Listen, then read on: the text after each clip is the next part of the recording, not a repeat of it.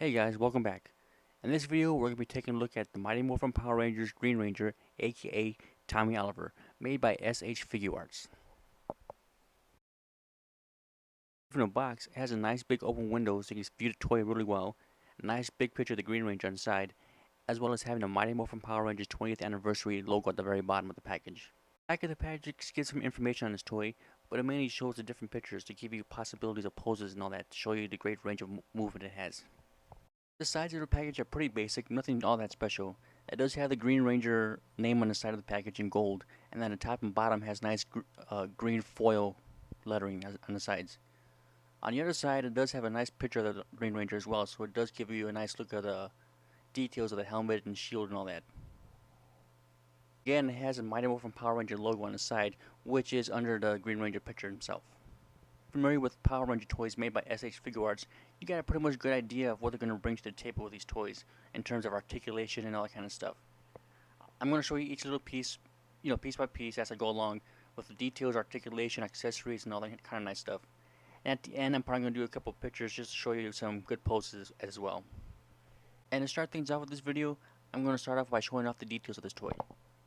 Now I have to say, out of all the SH Figuart toys that I have, which isn't really that many, but out of the ones I have and have seen, this has got to be my favorite one, just based on the looks of it and the details put into this toy as well.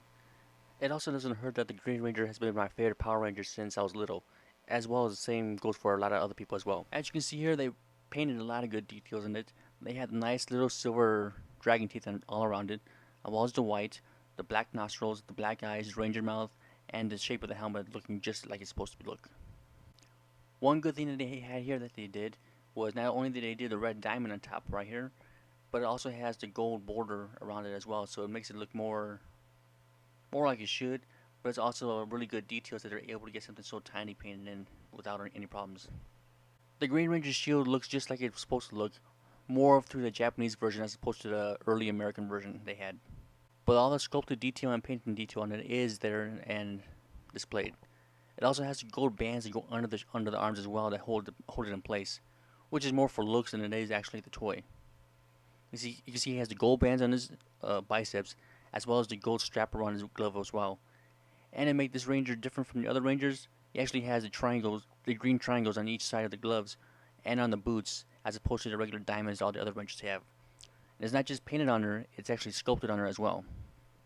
And not much of a surprise, but even the boots on this toy are very nicely sculpted and detailed, as you can see the wrinkles and the fold drawers and all the little parts in it.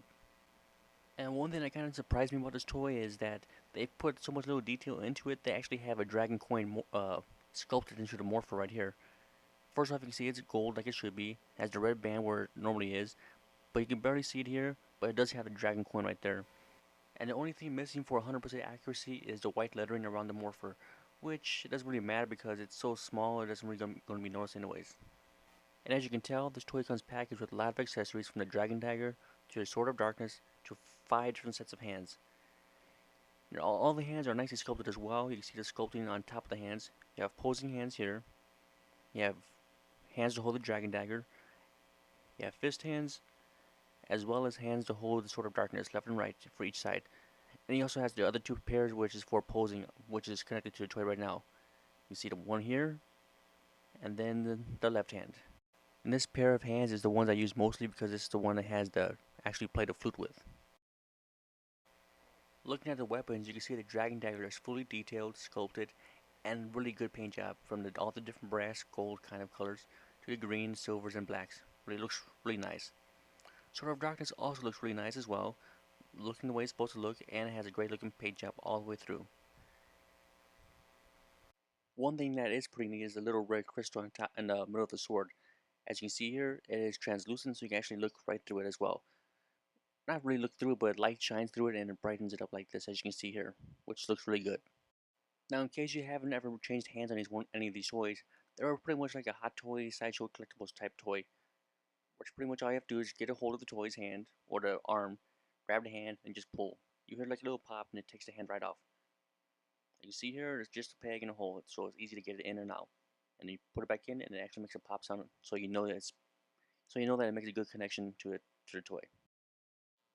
And now moving on to articulation, you can see the head has a good range of movement. You can turn it all the way around 360, It has the head movement as well as neck movement. As you can see, the neck's moving around as I move the head around. It can go side to side, back and forth. Although going back is a little bit more restrictive than going forward, forward still has good range movement. Because of the shield he wears, he is restricted in his arm movement. As you can see here, he can only go up so far and forward and backwards so far. If he did not have the shield, he would have full 360 movement, but because of the shield, it is restricted. You can get it to go forward pretty good, but you have to like bend the arm to the side a little bit and work around it a little bit. But it's not too bad, and it's pretty accurate to how a person would have to move if they were wearing something like this. As you can see here, he has a double jointed elbow, which is great. He has a pivot in his wrist, and it rotates all the way around, so it has pretty good movements on his hands and his elbows. He has rib cage articulation, waist articulation, which both they work good, but they're kind of stiff on mine, so you don't see it too much on here. He has a pretty good range of movement on his legs. Not too much to the sides, really, but he does have a good forward and backwards. As you can see right here, he also has knee joints, which are double jointed as well, just like the elbows. So that really does help getting nice dynamic poses with this toy. As you'll be able to see here, there's no boot articulation, which isn't that bad because the feet do make up for that. You see the feet go back and forth really nice and easy. You can also rotate them with 360 all the way around, which is also okay, I guess. And then you can pivot them left and right. You can see right here. Which all this does add up to a nice dynamic posing for a toy. And not only that, you got the little toe articulation right here.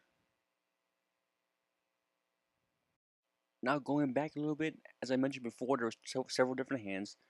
And I said there was one for a dragon dagger, one for the dragon sword, or the sword of darkness. The reason I say there's two different kinds of hands for each different weapon is because the smaller hand grip right here is for the dragon dagger. The other one you can fit the sword in this one too, but why take a chance of messing up the hand? But you see here with the smaller hand, it does fit fairly nicely in there, and with the bigger gapped opening on the sword of darkness hand, it makes it easy for to get the sword in. Although you want to be careful putting the sword in because you don't want to actually break the red part off or any of the hilt as well. But as you see here, it does fit in pretty easy and there's no problems at all getting it in. Just like I said before, be careful getting it in.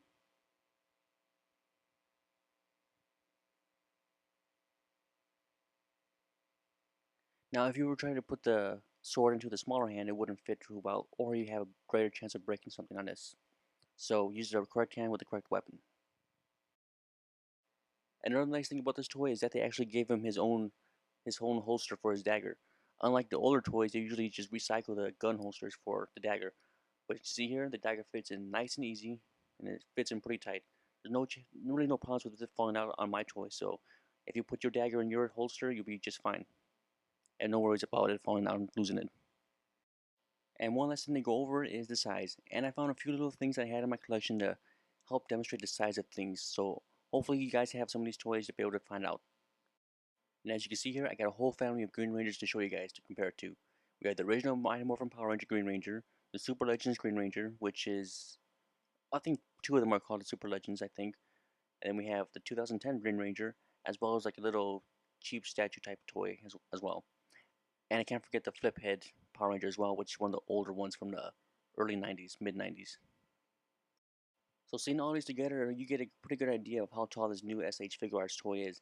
He's a lot smaller than the original toys, smaller than the Super Legend larger one, about the same height as the Super Legends, middle type one. Looking at all these Green Ranger toys, I can safely say that this new SH Figuarts Green Ranger toy is definitely my favorite out of the bunch. So my final thoughts on this toy. I'm going to have to say, well, first off, I paid about $40 for this on eBay, so the price wasn't too bad considering the other ones I paid for were roughly the same price. So overall, I'm going to have to say this is a must-buy for any Green Ranger fan or any fan of the Mighty Morphin Power Ranger series from the early 90s. This is a great toy, great articulation, really good looking details, and it looks pretty much just like the way you remember it from the show. So definitely pick these toys up now while they're still cheap, otherwise you might be paying a higher price on the secondary market once these sell out and they're all gone. So come back again to check out my Red Ranger video, as well as my Pink Ranger video coming up after that. Now the next few things I'm going to show you is just a couple of pictures of dynamic poses for this toy, just to give you kind of an idea of, posing possibilities. So I hope you guys enjoyed this video, hope you come back for more, and Be sure to check out the Facebook page for more information, updates, and all that kind of nice stuff. Thanks for watching. See you guys.